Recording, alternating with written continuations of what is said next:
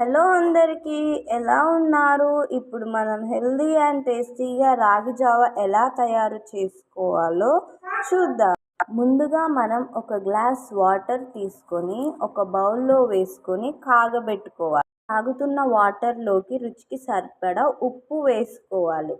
మరోవైపు మరొక బౌల్ తీసుకొని ఒక స్పూన్ రాగి పిండి వేసుకోవాలి. ఈ రాగి పిండిలో కొద్ది కొద్దిగా వాటర్ పోస్తూ బాగా మిక్స్ చేసుకోవాలి. మనం తీసుకున్న ఒక గ్లాస్ వాటర్కి ఒక స్పూన్ రాగి పిండి సరిగ్గా సరిపోతుంది. ఇప్పుడు మనం ఈ మిశ్రమాన్ని కాగబెట్టుకున్న వాటర్లో పోస్తూ బాగా కలుపుకోవాలి.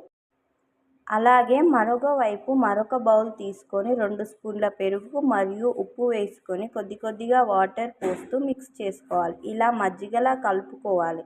ఇలా కలుపుకున్న మజ్జిగను రాగి జావలో పోస్తూ బాగా కలుపుకోవాలి. ఇలా 2 నిమిషాలు సిమ్లో పెట్టి బాగా కలుపుకొని సర్వ్ చేసుకుంటే మన హెల్దీ అండ్ టేస్టీ రాగి జావ రెడీ. నా వీడియో మీకు నచ్చినట్లయితే లైక్, షేర్, సబ్స్క్రైబ్ చేసుకోండి.